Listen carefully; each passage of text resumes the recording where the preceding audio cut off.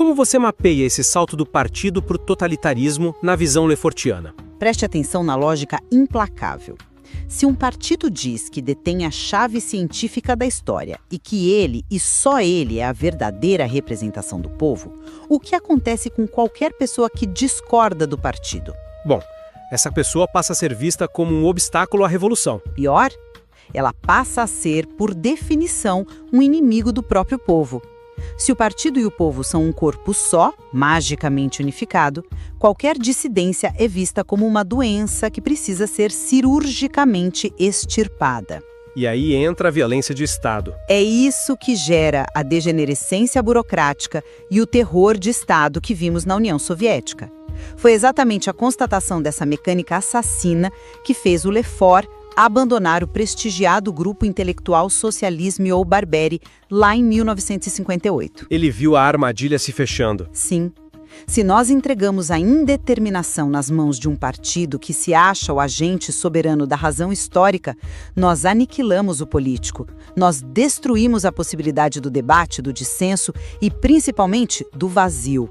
Olha, eu concordo que é um perigo real e incontestável da praxis política. E a história está aí para provar. Mas nós precisamos ser cuidadosos para não jogar o bebê fora junto com a água do banho, sabe? Cuidado com o quê, especificamente?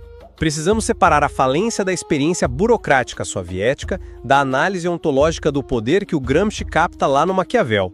A crítica do Lefort ao Gramsci é devastadora. Sim, é. Mas a questão prática que o Gramsci tentava resolver permanece na nossa mesa hoje. E qual seria essa questão? Se descartamos de vez a solução totalizante do partido e se a gente aceita que a divisão é permanente e ineradicável, o que sobra para a ação política nas nossas modernas democracias republicanas?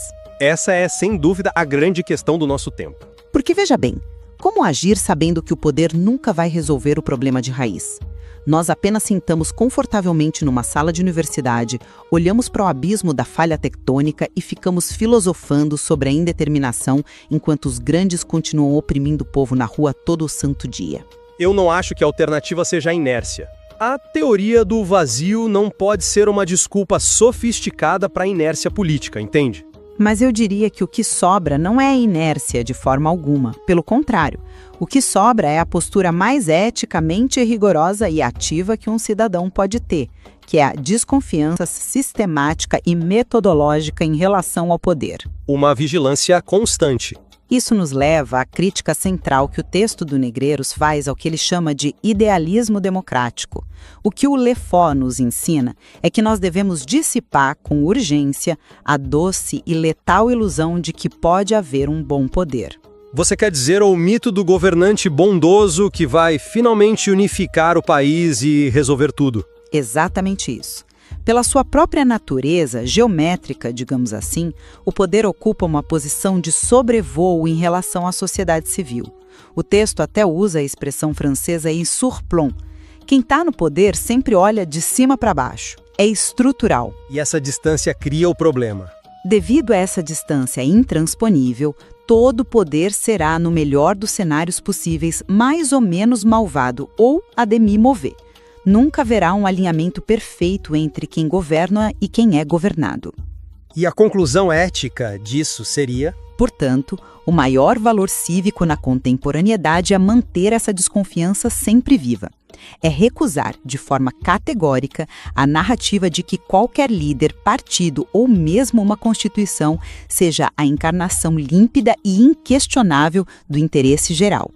Aceitar a indeterminação não é cruzar os braços, é uma militância feroz e diária para manter os sapatos do ator descolados do palco do poder. Olha, o conceito de a demi-mover, do poder meio mal, ilustra muito bem que as mãos do Estado estão sempre sujas, mesmo nas nossas melhores e mais vibrantes democracias. Isso é um fato. Mas eu discordo que o ápice da ação cívica seja apenas uma postura puramente defensiva de desconfiança e vigilância. E o que seria ir além da vigilância, na sua visão? O texto do Negreiros resgata uma figura muito peculiar no Maquiavel de Lefort, que rompe com esse impasse passivo. É a figura do conspirador. Ah, o conspirador. Ele levanta uma lebre ética muito, muito complexa na obra. E essa é a beleza crua da paixão realista. Pense no mecanismo aqui.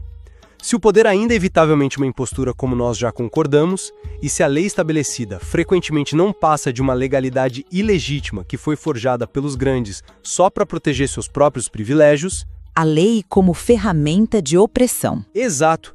Então a transgressão ganha uma luz totalmente nova. O Lefort, ao ler Maquiavel, não prega o cinismo acadêmico ou um niilismo que nos paralisa. Ele encoraja, nas suas próprias palavras, a denunciar a bagunça e a agir materialmente contra ela. Mas aí eu pergunto, como o conspirador age sem se tornar ele próprio o novo tirano amanhã? Agindo dentro das regras do jogo sujo da política, mas com a plena consciência dessa divisão inerradicável. A verdadeira paixão realista não é apenas aceitar passivamente que as coisas são nebulosas, é reconhecer as condições materiais de opressão e engajar-se ativamente no enigma do político. Usando as armas do inimigo. Conspirar contra a opressão usando as próprias ferramentas da política, construindo narrativas, imagens e mitos, porque os mitos são as únicas alavancas reais que movem as paixões humanas em grande escala. A inércia beneficia apenas os grandes. O conspirador é aquele que aceita o risco visceral da ação. É um ponto realmente fascinante sobre a anatomia da revolta. Ele coloca a transgressão não como um crime contra alguma ordem divina e inquestionável, mas como um ato político genuíno de fundação de reinício. E de choque, né? Sim. O conspirador, ao romper a falsa paz que é garantida por uma ordem opressiva dos grandes, não faz isso para instaurar um paraíso utópico e definitivo na Terra. Ele quebra o espelho de que falamos no começo justamente para restaurar a dignidade do conflito, para devolver o palco, ainda que temporariamente, à sociedade. Exatamente. Ele injeta desordem no bom sentido, numa ordem que já estava morta, fossilizada e puramente opressiva. Mas e aqui eu preciso manter a minha posição inicial com bastante firmeza. O foco dessa transgressão deve permanecer na interrogação contínua que essa ação provoca no tecido social.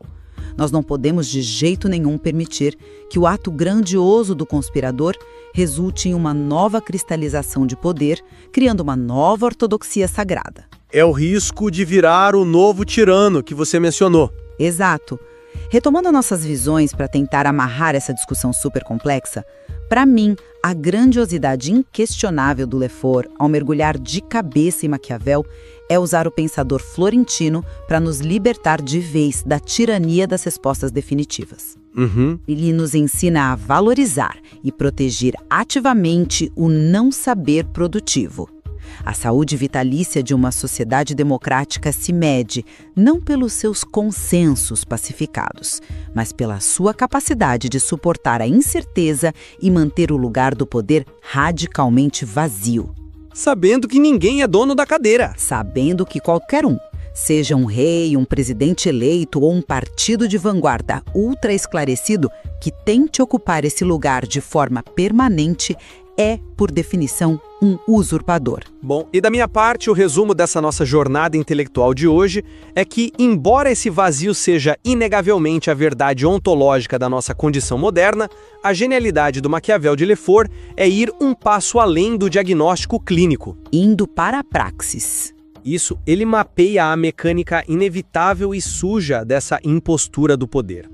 Ele nos mostra o lado de trás do espelho, sim, mas nos adverte de forma muito sóbria que a sociedade não sobrevive apenas de abstrações desconstrucionistas e desconfiança acadêmica. A sociedade precisa de algo em que se segurar. Ela necessita visceralmente de formas imaginárias, de líderes e de mitos concretos para dar espessura ao seu próprio desejo de liberdade e para guiar as paixões coletivas contra os grandes que querem dominá-la. O verdadeiro realismo exige que saibamos forjar e operar essas máscaras políticas sem sermos devorados por elas. Onde nós certamente convergimos, e eu tô certa de que a dissertação do Dário de Negreiros deixa esse aviso brilhando em neon para qualquer estudioso moderno da política, é que a maior ameaça à experiência humana contemporânea, a semente formadora de todo e qualquer totalitarismo, é a tentativa violenta de forjar uma comunidade perfeitamente homogênea. Exatamente. O buraco é a negação do nosso conflito interno, é a ilusão perigosa de que a sociedade pode um dia estar totalmente reconciliada consigo mesma, sem divisões. É aí que mora o verdadeiro perigo para a liberdade humana. Sem dúvida alguma. Onde permanecemos em tensão com tudo é no eixo prático dessa filosofia fascinante do Lefort. Para você, a política é, no fundo, a aceitação trágica e pragmática de que, para lutar contra os grandes, precisamos nos sujar no barro da história. Precisamos forjar ferramentas, imagens e, sim, imposturas necessárias para não sucumbirmos à inércia. E para você, é um exercício profilático, né? Sim, para mim é primordialmente esse exercício higiênico, essa suspeita contínua contra qualquer consolidação duradoura do poder. O que apenas prova que a obra de um verdadeiro autor clássico que foi tão bem lida pelo Negreiros não nos dá manuais de instrução sobre como consertar a engrenagem do Estado. Ela instaura um enigma interrogativo denso que nos obriga a pensar nosso próprio tempo histórico com novas ferramentas. Com certeza. E a dissertação de Negreiros ainda guarda labirintos riquíssimos que sequer tivemos tempo de explorar aqui hoje. Especialmente as análises que ele faz sobre os teatros metafóricos do Maquiavel, as imagens sensacionais da guerra, da caça e do drama. Daríamos outro debate inteiro só sobre isso. Fica então como um convite irrecusável para os nossos ouvintes explorarem essas contradições por si mesmos, indo direto à fonte. É uma daquelas leituras que, definitivamente entra na sua mente e não permite que você saia com as mesmas certezas e muito menos com as mesmas dúvidas com as quais você entrou. E voltando ao nosso espelho lá do começo da conversa. O espelho quebrado. Pode ser profundamente perturbador descobrir que a imagem grandiosa e protetora do Estado esconde, na verdade, um espaço vazio e irresolvível. Mas talvez seja justamente essa ausência de um centro definitivo que nos impeça de estagnar. A falta de centro é o nosso motor. O mapa das nossas relações políticas continua sendo redesenhado a cada instante pela força dos nossos próprios conflitos. E é exatamente porque o palco do poder está vazio que nós temos o espaço e o imperativo absoluto de continuar reinventando a nossa liberdade todos os dias. Muito obrigada por acompanhar o debate.